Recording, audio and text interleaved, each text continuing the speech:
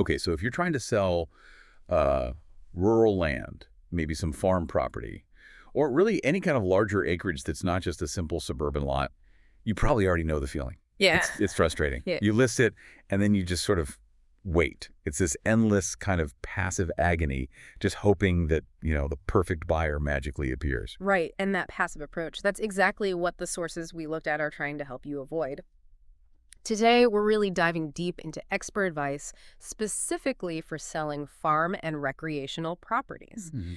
Our goal here, basically, is to give you practical, actionable stuff you can actually use. How to transform your property from something that's just, well, sitting there waiting Yeah, wait. Yeah. into what buyers see as the right property, something that pulls in a wider, more motivated group of buyers. And that means, hopefully, a timely sale for the best possible price. And what I found really interesting is how the experts we analyzed, they consistently break success down into these like 3 core pillars. It seems pretty predictable, actually. It really is. First, you've got to do rigorous research up front. Second, honest, really accurate pricing, the kind the banks will actually accept. And finally, creative, effective marketing that targets the right kind of buyers. Yeah, that combination, it's pretty much non-negotiable for selling rural land. You skip one of those pillars. And you're stuck. Exactly. That's what often decides whether you close relatively quickly or you end up spending, say, 6 months just bleeding money on carrying costs, watching that listing get stale. Okay, let's unpack that. Let's dive right into the first critical step then. Understanding the playing field. Yeah. The sources are really clear. Landowners absolutely must do your research. And they mean way more than just a quick look at Zillow comps, right? Oh, absolutely. Way more. I mean, looking at recent sales and purchases right there in your immediate area, that's essential, definitely. But that really only gives you a baseline for price and maybe the potential time frame. Right, like the example you mentioned, if similar places nearby took 6 months to sell. Then you need to accept that waiting 6 months is a very real possibility for you, too. Even if good marketing might speed things up, the research sets those realistic expectations. Okay, but the sources suggest the really successful sellers, they go deeper than just price and timeline. What other kind of hard data points should people be digging up in their research? Well, we're talking about things that directly impact how a buyer can actually use the land and what its value truly is. Stuff an aerial photo just won't tell you. Like legal stuff. Exactly. First, you absolutely have to verify the critical legal details. Zoning restrictions, any easements, where the utility access points actually are, and the precise status of mineral and water rights. That stuff is huge. Okay. Second, and this is key, you need to investigate the buyer profile from recent local sales. Who bought that last parcel? Was it a developer planning houses, a timber company, or maybe a recreational hunting group? Ah, okay. So knowing who is buying tells you a lot. It tells you which slice of the market is most active right now, right in your specific area. And that tells you how you need to frame your own listing, who you should be talking to. That's a massive distinction, isn't it? Yeah. You're not just figuring out the value, you're figuring out who values it right now, so you can target your marketing from day one. Precisely, yeah. I mean, if recent sales clearly show, say, strong interest from timber investors, but you've been pushing your property purely as, like, pristine recreational land, You're missing the boat. you're completely missing the active buyer pool. So research helps set your immediate strategy, not just the eventual price tag. That kind of dose of reality, that specificity, it sounds absolutely necessary. Okay, let's shift gears then. Let's talk about the area that seems, well, by far the most complex and where probably the most rural property sellers get tripped up, Yeah. getting the pricing right. Mm-hmm. That moment you start getting that sinking feeling that your listing is just sitting forever. Yeah. Our sources all agree. You need to immediately reevaluate your asking price. Yes, emphatically yes. The simple, non-negotiable advice. Get a professional certified appraisal. You need to know the property's fair market value, the FMV. For complex land sales, this just isn't optional. Right. Listing way, way above that professionally determined FMV, that is the #1 reason these sales drag on or just completely fail. And here's where it gets really, really tricky, because the problem isn't just about what the seller wants. It's tied directly to the banks, to the financing industry, which basically controls whether the buyer can even afford to pay. Exactly. That's the linchpin. So a willing buyer finally shows up, right? They love the place, but they need a loan. Which most land buyers do. Right. The whole deal then hinges on that third-party appraisal that the buyer's lender insists on conducting. And you have to understand, the bank, they don't really care what the seller thinks the property is worth. No. They only care about their risk, and their risk is measured by their own independent valuation. So let's play that out. Sellers inflated the price, maybe, say, 15% above what the appraiser thinks is the true FMV. The buyer needs to finance, let's say, 80% of the deal. What happens when that bank's appraisal comes back 15% lower than the asking price? Well, suddenly that buyer is looking at a pretty substantial cash shortfall. Let's say the gap between your asking price and the bank's FMV valuation is, I don't know, $30,000. Okay. That buyer now has three really painful options. First, maybe they can somehow scramble and pony up that extra $30,000 in cash. Yeah. But most land buyers just aren't prepared for that kind of surprise. Not likely. Second option, they try to, really aggressively renegotiate the price down to the appraised value. This usually causes delays, bad feelings. It can get messy. And the third option. Yeah. The one that really stings the seller. The buyer just walks away. They cite the lack of financial justification for the high price, the gap is too big, and boom, the seller's forced to absorb all those carrying costs. They've already paid taxes, maybe interest, maintenance, and then they often have to pay again to relist the property, now maybe with the stigma of a deal that already failed. Pricing too high isn't just slow, it's a direct financial penalty. It costs you real money. So the big aha moment here for you, the listener, is realizing that when you're selling raw land, rural land, you're not really pricing it just for a person. You're pricing it for the bank. That's a great way to put it. If you list significantly higher than what the finance industry is likely to support with an appraisal, you are basically guaranteeing a financing failure down the road, maybe months down the road after wasting a lot of time. It's really the ultimate time saver, isn't it? Getting that appraisal done right up front, it feels like an expense, but it's truly an investment. It prevents that costly, complicated deal implosion later on. Okay. Smoothly moving to our third pillar then, marketing correctly. So you've done the research, you've priced it accurately based on FMV. Now you need the right people to actually see it.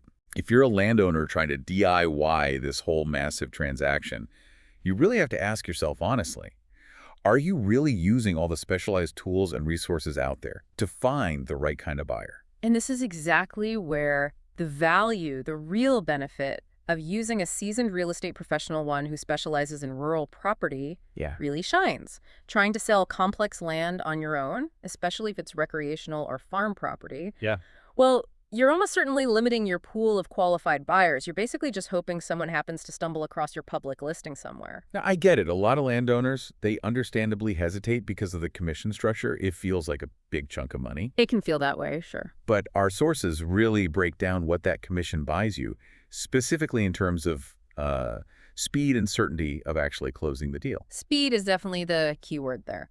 A good agent, one who really knows land sales, brings three critical advantages to the table. First, and maybe most importantly, they give you immediate access to their entire network of qualified buyers. People they already know are looking. Exactly. Investors, high net worth folks, recreational groups, people who rely on that agent to bring them deals. These people are generally not just browsing Zillow on a Saturday morning. So the agent is like a direct pipeline to the established kind of warm market that you probably couldn't reach on your own. Correct, yeah.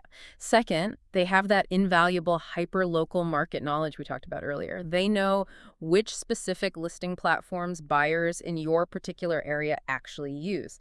And they know how to position the land, how to word the description to really grab the attention of that most active buyer profile you identified back in the research phase. Okay. Third, and this is maybe where the real value comes in for many, they know how to present the land creatively. We're talking staging, it's applicable, professional photography, maybe drone footage, things that sell the lifestyle or the investment potential, not just, the dirt and the trees. Right, selling the dream a bit. Exactly. It's that synergy, the research, the accurate price, plus the network access and creative marketing that really creates the winning formula. Okay, now I want to pivot just a little bit here and bring in a specific detail that came up a lot in our sources, especially since they focused heavily on experts in, like recreational and farmland management. Okay. It's not just about selling the land exactly as it is right now. It's about selling the land plus its documented potential to actually generate income. Yes. This is absolutely essential if you want to elevate the property beyond just being a simple commodity, like bushels of corn. You want it seen as a secured investment. Right. Many sophisticated buyers, especially investors, they get really motivated by the idea of offsetting their ownership costs or even generating some passive returns from the land itself. Makes sense. So if a property can clearly show, with documentation, an additional income stream, its perceived value, and importantly, its security goes up dramatically in their eyes. And the specific example of nugget that kept popping up was realizing the sort of dual value of leasing out hunting rights. It generates income, yes, but it also adds a layer of property security. How does that work? Well, that's the financial nuance, right? An established, properly formalized hunting lease, it doesn't just bring in some passive cash flow, which is nice. Sure. It appeals directly to that investor mindset because it actually improves the asset's capitalization rate, the cap rate. Okay, explain the cap rate quickly. Basically, it's the ratio between the property's net operating income, the income after expenses, and its overall asset value or purchase price. So if you increase the income, the cap rate improves. Got it. A buyer can often justify paying a higher purchase price if the property is already producing verifiable income because the return looks better on paper. Plus, a formalized lease, especially if it's managed by, say, a reputable outfitter or a hunting group, Yeah. that provides security and oversight. It helps deter things like trespassing or poaching, which reduces the risk for the lender and for an owner who might live far away. Huh. So it basically turns your property, or at least part of it, into an income-generating vehicle, almost like a small business asset. Exactly. So for a potential buyer who's actually interested in land management or recreation, knowing they're buying something that's already set up to produce income, that makes it fundamentally different from just buying raw dirt, doesn't it? It completely changes the narrative of the sale. You're not just selling a piece of land, which might feel like a liability with annual property taxes. You're selling a secured, managed asset, potentially. That is a phenomenal layer of added value to consider. Okay, so let's quickly recap the main takeaways for you, the listener, as you're maybe thinking about preparing your own property for sale. All right. First, really know your market deeply. Go way beyond just the recent sales price. Dig into the zoning, mineral rights, easements, and crucially, those recent buyer profiles. That helps you set a realistic timeline and a smart strategy. Second, price it accurately. Yeah. Seriously, get that certified fair market value appraisal right at the beginning. It helps you avoid that potential really painful financing failure later on, which just results in you absorbing carrying costs and having to relist a property that now looks stale. Your price absolutely has to align with what the banking industry is likely to finance. Remember, you're pricing for the bank too. And third, really consider leveraging a professional network. That commission, it buys you access, expertise, and marketing reach that's just invaluable in helping ensure a faster, more certain sale to a genuinely qualified buyer. Okay, so we've established that these documented income streams, like hunting leases, they can make a property more secure, potentially more valuable, and definitely appealing to a broader, maybe more sophisticated group of buyers, particularly investors. Right. But let's leave you with maybe one final thought here, something that builds on that idea of documented potential. What if a seller hasn't actually formalized a lease yet? Interesting question. How might they proactively document the clear, verifiable potential for recreational income? Could doing something like, say, paying for and providing a recent official wildlife population survey from the state, or maybe detailed maps showing optimal deer stand locations, existing trail systems, could that fundamentally shift how a buyer perceives the value? Oh, absolutely. Showing them there's immediate, currently uncaptured ROI potential right there. I think it absolutely could. It moves the conversation, doesn't it? From just selling acreage, selling square footage or hectares, to selling future cash flow potential. And that's a critical distinction if you're trying to attract those premium buyers who look beyond the land itself. Definitely something well worth exploring before you even think about putting that for sale sign up. For sure. Indeed. Well, thank you for joining us on this deep dive into making your rural land the right property for the right buyer. We really hope this analysis helps you move past that frustrating waiting game and get towards closing with a bit more confidence. Until next time.